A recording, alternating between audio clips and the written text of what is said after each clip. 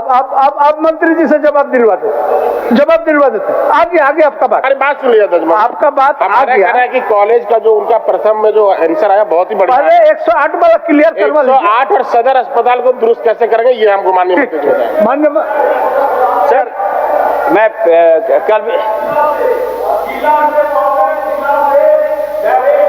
Teams के लिए ambulance व्यवस्था किया जाए। वही बात तो आया लाते जो है सर वही बात माननीय सदस्य प्रोफेसर स्टेफन मारंडी जी ने रखा। ये गुड्डा है सेकंड पेज में। आपका क्या? कल भी यह मामला पासिंग का मामला सत्येंद्र तिवारी ने उठाया गया था। आज बहुत वरिष्ठ विधायक श्री स्टीफन मरांडी ने उठाया। महोदय स्पष्ट आदेश होना चाहिए मंत्री जी का। ये जब पासिंग का गड़बड़ ढाला नहीं चलेगा। माननीय मंत्री जी एक मिनट। हमारे काफी वरिष्ठ सदस्य हैं प्रोफेसर स्टेफन मारंडी जी, अमित जी का सवाल है, मनोज जी भी साथ दिए, हमारे देवघर के माननीय विधायक जी हाँ एम्स है वो भी आपको साथ दिए। जो 108 एम्बुलेंस जो बाईपास होकर आता है, जैसे कि क्षेत्र से जामताड़ा, जामताड़ा से धनबाद, धनबाद से रांची, पाकुड़ से फिर धनबाद, धनबाद से फिर रांची, तो इस व्यवस्था पर इसको सुधारने के लिए सारे लोगों का मांग हो रहा है। इसी पर आप अपना विचार दीजिए। सर निश्चित तौर पर सर स्टेफन बाबू काफी वरीय सदस्य है और उनकी जो पीड़ा है हम लोग भी ने देखा है महोदय। कल भी ये बात हुई थी। कल हमारे डायनेमिक सीएम साहब मुख्यमंत्री जी ने क्लियर कर दिया कि कोई पासिंग नहीं होता है सर। ये सर दूसरी बात ये है, एक सर मैं क्लियर कर रहा हूँ सर, मैं एक क्लियर करने दिए आप बैठिए ना। अरे भाई आप तो अभी आए बता रहा हूँ, सुन लीजिए अमित जी। खोपड़ी वाले लोग कहाँ चले गए? चलिए कहाँ है खोपड़ी वाले? तो सर मैं कहना चाहता हूँ कि बहुत ये संवेदनशील मामला है, पेशेंट से जुड़ा मामला है महोदय, और हमें लगता है कि हमसे बेहतर कोई नहीं समझेगा। तो निश्चित तौर पर महोदय 180 जो है पूर्व में काफी गड़बड़िया हुआ था, तो हम लोगों ने नई एजेंसी को दिया है महोदय, तो वो एजेंसी टेकअप करेगा।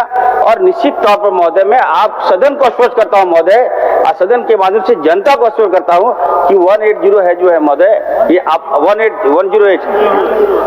जो है महोदय वो आपातकालीन व्यवस्था है। अब मान लीजिए जो अभी बता रहे थे सर कि साहिबगंज का जो पेशेंट है डायरेक्ट रांची नहीं आता है महोदय, तो गोड्डा का पेशेंट डायरेक्ट रांची नहीं आता है, तो मैं क्लियर कर देना चाहता हूं सर कि धनबाद में हमारा मेडिकल कॉलेज है सर। अगर साहिबगंज का कोई पेशेंट सीरियस है तो हम उसको डायरेक्ट रांची नहीं भेजेंगे सर, हम उसको भेजेंगे। एक मिनट सर रुकिए, फिर आप वरिष्ठ सदस्य हैं, आप वरिष्ठ सदस्य सुन तो लीजिए, फिर तो इस बात विवाद में सदन का समय खत्म हो जाएगा। तो मैं जो कह रहा हूं उसे सुना जाए। धनबाद में मेडिकल कॉलेज है सर, पुराना मेडिकल कॉलेज है। अगर कोई पेशेंट साहिबगंज का है तो सबसे पहले जो एम्बुलेंस है सर वो वहां धनबाद में छोड़ेगा उसको, फिर वो एम्बुलेंस लग जाता है दूसरे काम में। अगर धनबाद में इलाज सही नहीं हो तो रांची भेजा जाएगा सर। ये सरकार का सोच है, ये मेरा भी सोच है। लेकिन अगर आप लोग कर रहे हैं, एक मिनट, अगर आप लोग कर रहे हैं कि जो डायरेक्ट हम जहां चाहते तो रेफर करवा दीजिए, क्या रिम्स भेजना है, हम रिम्स जाएगा एम्बुलेंस। क्या बात है इसमें? होगा 100% होगा सर।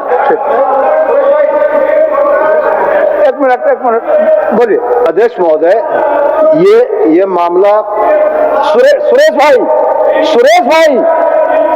हो गया आप कंक्लूजन की ओर हम बढ़ रहे हैं। सर ये मामला पिछले विधानसभा में भी उठा था। इस सारे विवाद का बुनियादी जड़ ये है कि इनकी नियमावली यह कहती कि 108 जब मूव करेगा तो नियरेस्ट हायर सेंटर को जाएगा। जैसे मेरे यहाँ के भी यही मामले हैं मान्यवर, गिरिडीह से यदि किसी पेशेंट को रेफर किया जाता है तो नियरेस्ट हायर सेंटर होता है धनबाद। तो हमारा पेशेंट पीएमसीएच जाता है, पीएमसीएच के बाद वो रिम्स आता है। मेरी बात पूरी हो जाने दीजिए जरा सा।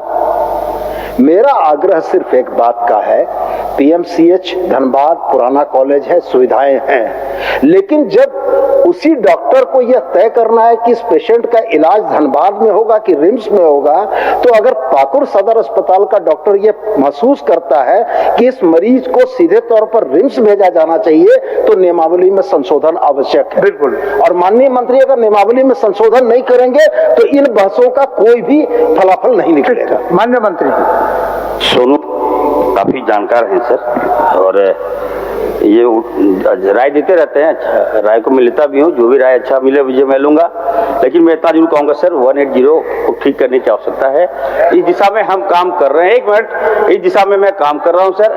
और सर एम्बुलेंस की संख्या कम थी, अभी मैंने निर्णय लिया है कि एम्बुलेंस की संख्या बढ़ाई जाए। और जो हमारे जो सदस्य लोगों का जो मंशा है कि पेशेंट जहाँ पे रेफर हो वहाँ पे हम पहुँचा दें, तो निश्चित तौर पर महोदय मैं आश्वस्त करता हूँ कि जहाँ से रेफर होगा मरीज वहाँ हम पहुँचाने का काम करें। हो गया क्लियर। आदेश मान सुनिए आदेश मान, एक हो गया भाई। एक तो वर्ड आया हुआ है, इसमें एक वर्ड आया हुआ है VGF स्कीम के अंतर्गत। ये VGF स्कीम का फुल फॉर्म क्या है? अच्छा छोड़िए ना, वो तो छोड़ दीजिए, वो आप भी जानते हैं। अरे VGF स्कीम के अंतर्गत सदन का समय को भी थोड़ा सा ध्यान रखिए। हो गया सवाल, चलिए इसके बाद किनका है? नगेंद्र महतो जी थोड़ा बढ़ने दीजिए, 3-4 क्वेश्चन होता है, थोड़ा बढ़ने दीजिए। माननीय अध्यक्ष महोदय जी आपका 1 मिनट नगेंद्र जी। मेरी व्यवस्था यह है अध्यक्ष महोदय कि प्रश्न के उत्तर की व्यवस्था विधानसभा सचिवालय ने आपके आदेश के अनुसार बनाया है कि भाई सभी विधायकों के माननीय सदस्यों के घर पर पहुंचेगा उत्तर। मैं पूरा देख रहा था कि भाई आपका यह जो खत्म होगा जब अल्पसूचित प्रश्न तब उठूंगा, और इसलिए उठाऊं कि मेरे 2 प्रश्न हैं आज, उसके उत्तर अब तक मिले नहीं। मैं और 39 मैं व्यवस्था करूँ। नहीं, इस व्यवस्था को ये पहली बार नहीं है अध्यक्ष महोदय, कई बार ऐसा देखने को मिला है, बार बार। इस व्यवस्था को दुरुस्त किया जाए, ये मेरा विनम्र आग्रह होगा आप सबसे। मैं बता दूं माननीय सदस्यगण,